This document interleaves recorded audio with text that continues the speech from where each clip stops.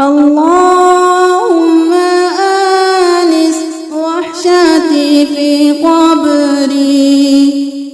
اللهم ارحمني بالقرآن العظيم واجعله لي إماما ونورا وهدى ورحمة.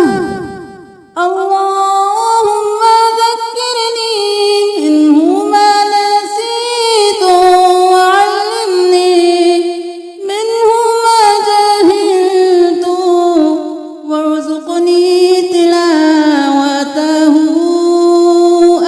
آلاء الليل وآلاء النهار